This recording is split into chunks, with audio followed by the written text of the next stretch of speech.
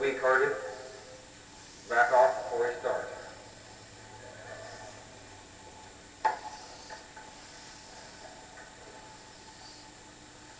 Pretty good.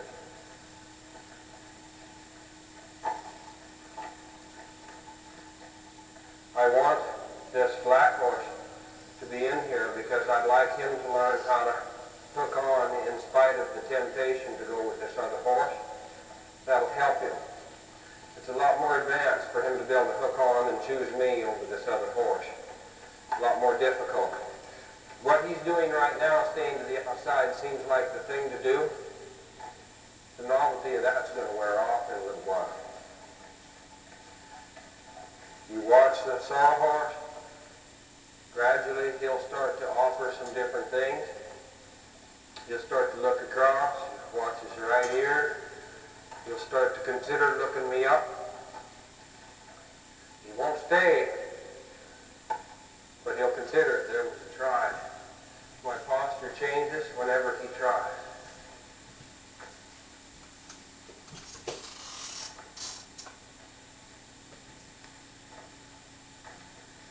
Now, don't get too trigger happy, you guys on the sideline.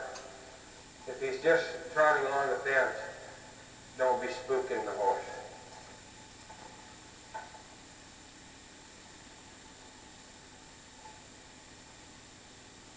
The black horse thought he'd try.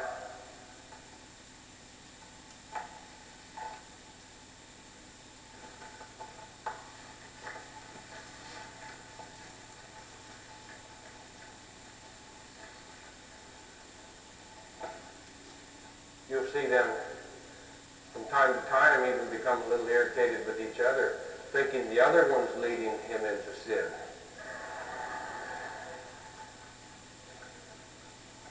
This is especially hard for this sorrel horse because this is the side he's the most braced on, turning toward that fence. That's the most common thing for him to do, is whirling away, tipping his head away. That's what they taught him when they made all these thousands of circles wrong.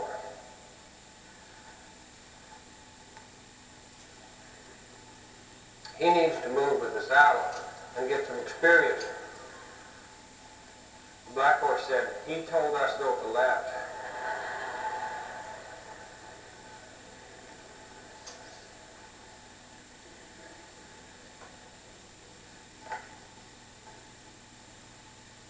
There's a change. There. There.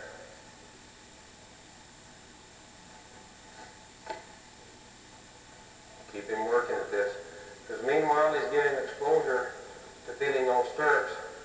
Hitting him on the sides and bumping him in the elbows. Things that he needs to get used to anyway.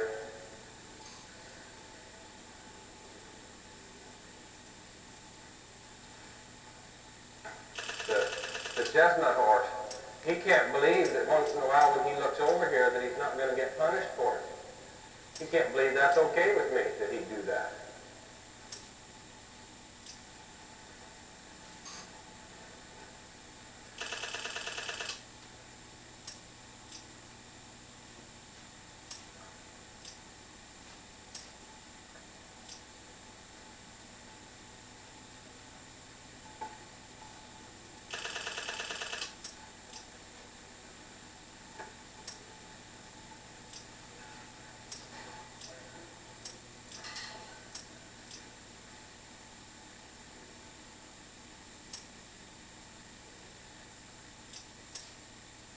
One of the best things you can do for young studs when they're yearlings, 2-year-olds, running with old geldings outside. Then they can learn how to be a horse and have the same chance that other horses do. They can learn how to be herd animals and have a fair chance at life.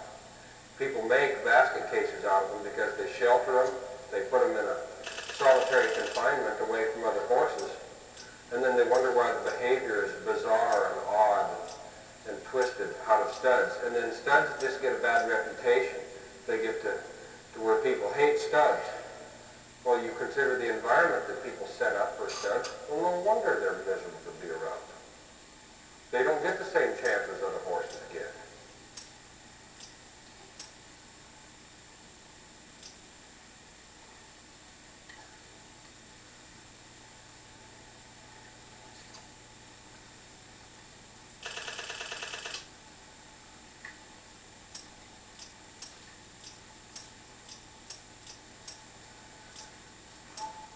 Greg, I want you to take this horse back to his stall. They'll show you where it is.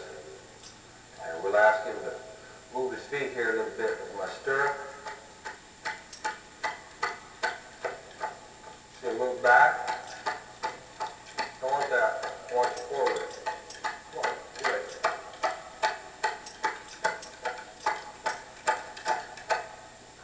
Good. And that's the place right there where, because of his trouble and greenness, if you just push on him, he just push back and you'd be there till dark and you're going to get a chase. You offer this, a good deal, and then you firm up. It took less that time than the last time. And we'll rub him. We'll offer a good deal, and we'll firm up. Good. There was a good change that time. We'll offer a good deal, and we'll firm up. If I got sneaky here and suspicious, was afraid to firm up, that's going to come back to haunt me when I'm up on it. Just wait. There. We'll offer him a good deal. Almost made it. Good. Didn't have to get so firm that time.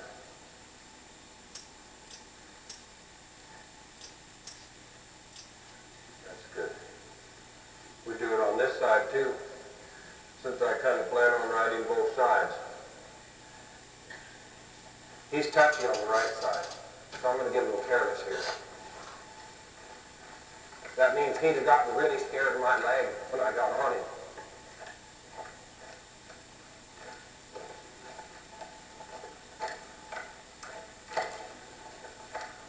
You don't take this stuff for granted.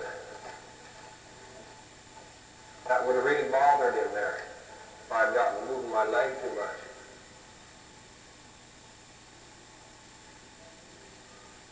Not yet. He hasn't been successfully saddled before today, so.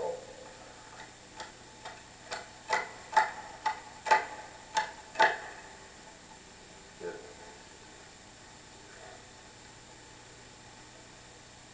Actually, he hasn't been successfully rubbed before today.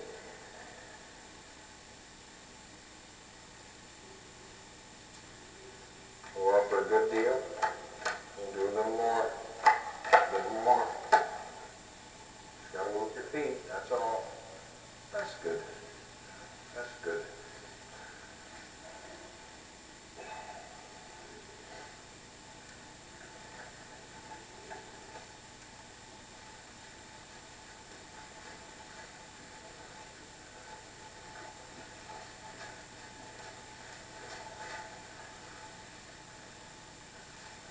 Says he doesn't think I ought to be there. I'm going to be in lots of places you don't think I ought to be.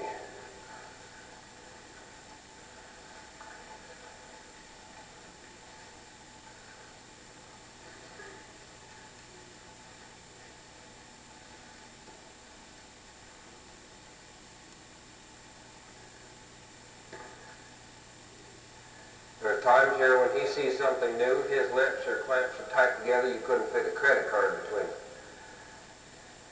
And as he gets more and more relaxed about it, that'll happen. See? And that's where I let go of his tail. That's good. Well, since we probably only have 3 minutes, I better ride it.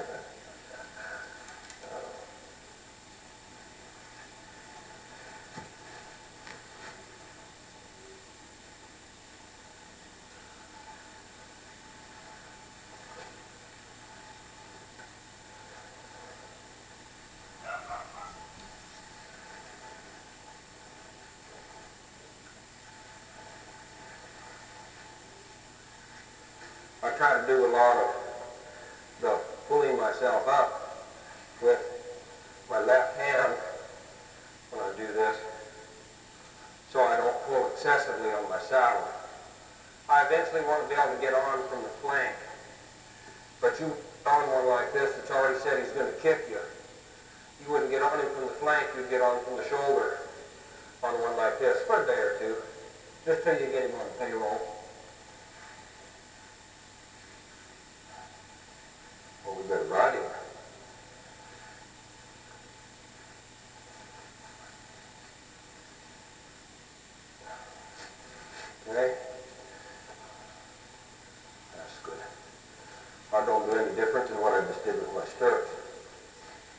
that I know how to rub one, generally speaking, in a way that can be soothing to them.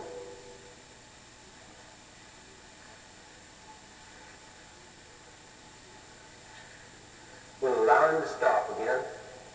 That's good. He says, I'm pretty suspicious of you up there. It's all right. I'm not very suspicious of you. We'll ask him to go.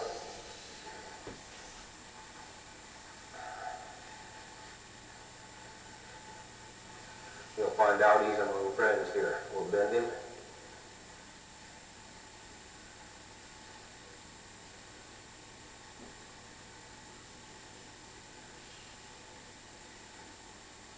He doesn't know how to give. This is the brace I was working on the foot. I'll have to just continue to work on the same braces, resistance, from here, the way he gives.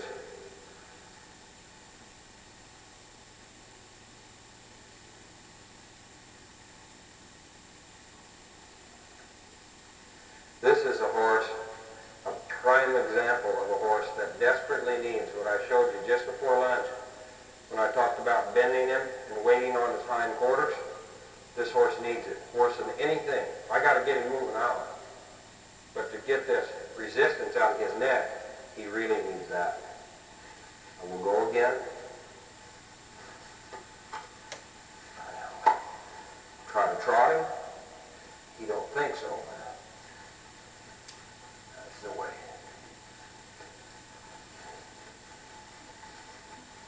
We'll allow it to come back to the walk here. You just ride him at the walk and he'll get to the walk. We'll ride him back up to the trot.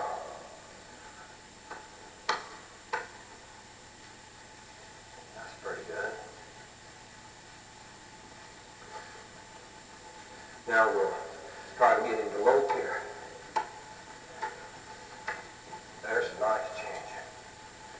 But when he lopes, I don't get so far behind the motion that the poor horse has to drag me along with him. I kind of look like I want to lope. Now, right now, you might be asking yourself, if you got really troubled, would you stop with one rein? No. He's not halterable. There's no bend in it. There's no handle. You have nothing here because of the way he was raised. Stopping with one rein, you could do it with the black horse now because he bends. We can do it to operate his hind quarters. You don't have any control here. And I wouldn't care if you got a gimmick or a lever, you're still not going to do it. It wouldn't work. He has no foundation. So what would you do if he got scared? Kind of do what his mother would do when he got scared. That does work. That actually works more effectively than any rein anyway. Doesn't matter. Learn how to be soothing to the horse. That's all you need. We'll wait till he gives.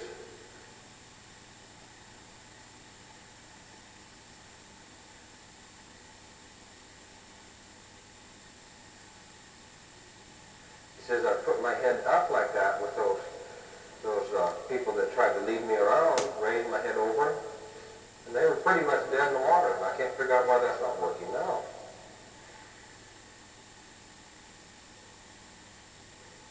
This will feel so good to him when he comes through.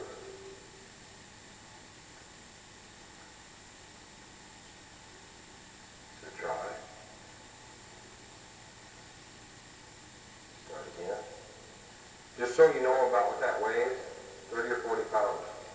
Heavy from the resistance. That's what he's pulling on me with. It could be an ounce or two. But that's what he's pulling on me with. Move him out this way.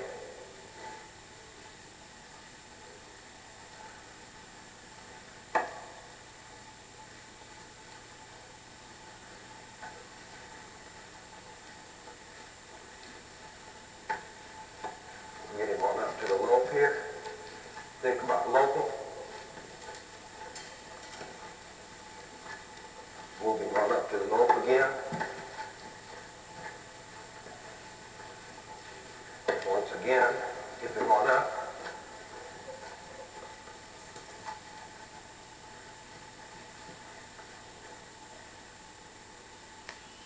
Like I say, that brace is there on both sides at least. You don't have to wonder what side you need to work on. Take your pick.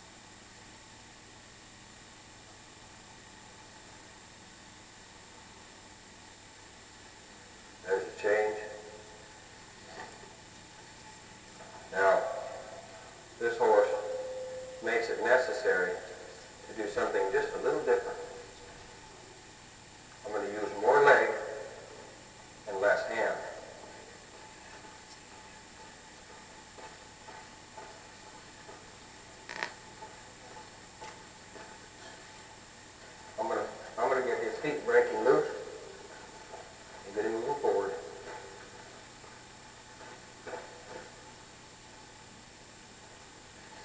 If his feet get stuck, I might even do that. I'm going to keep working on this rein, but I need him to tip over behind. Even if he went forward, that's all right. There's the change. Release. We'll go on.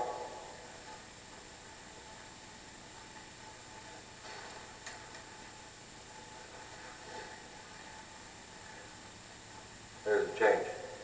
Again, I'm just releasing for the feet here. We'll tip his nose.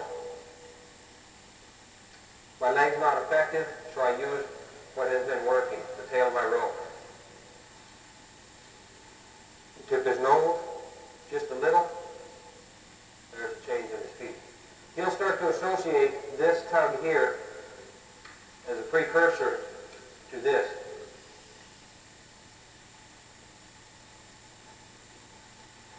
There you go. Need the hind. There. There you got round. You don't need your head down there. Because of this horse being a spoiled horse, he has made it necessary to do somewhat the opposite of what I just did on the black one. That's why it's good to see more than one horse, because if you'd have tried to ride this one like I rode the black one, it wouldn't have worked. You couldn't have got through. It was going to get worse, taking hold of his head.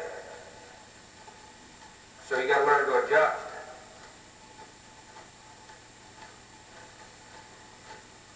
Now we'll bend him, roll him over behind. My leg doesn't work, the tail of my rope will.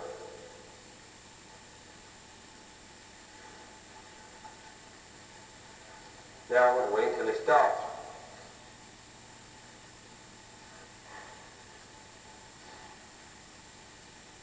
Good. See, throwing that rope across in front of him just terrifies him.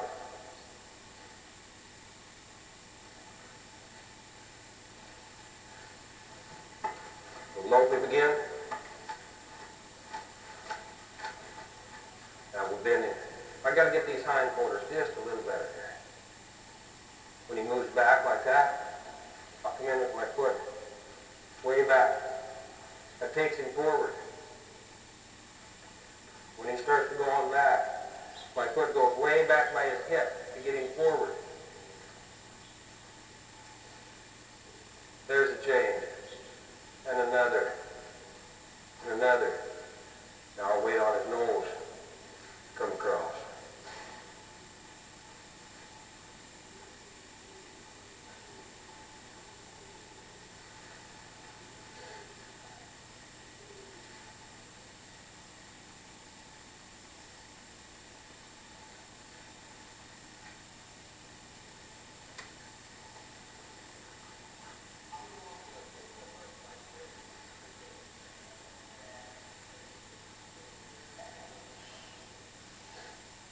Depends on who has him.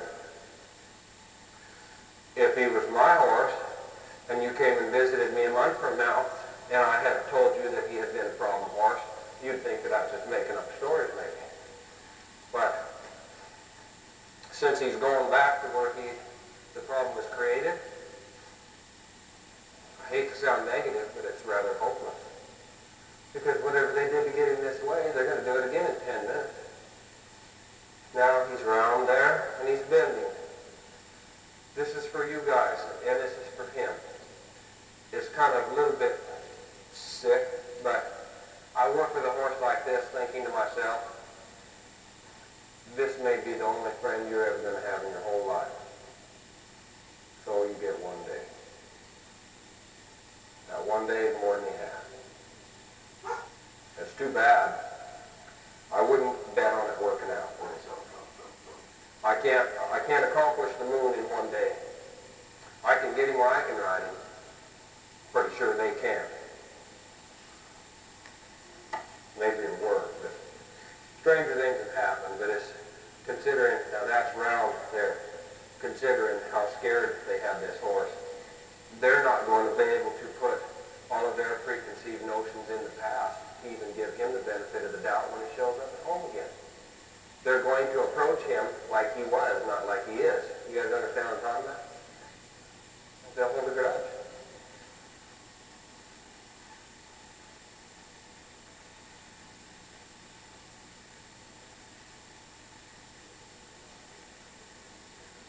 Okay, hang in there.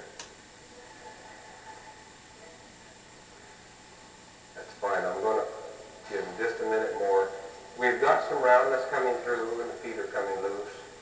Not to where we can settle for it, but he needs to get just a little better about, we'll move him out again. We'll try for a walk, trot, lope transition. Again on this side. Good. There he got round and rolled over behind. We'll go across this way. Lead him out here. He's leading now. We're going up to the lope again.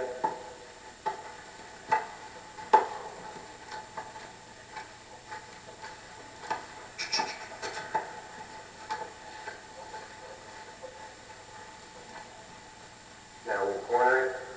He's tipping his nose and rolling over behind. So from here, we didn't have anything else to do today. The next thing I'd do, if I was just kind of hanging out here by myself, is I'd probably cinch up a little bit and then outside we go, because I got his hind feet. So if I can control his hind quarters, I'd take him about anywhere.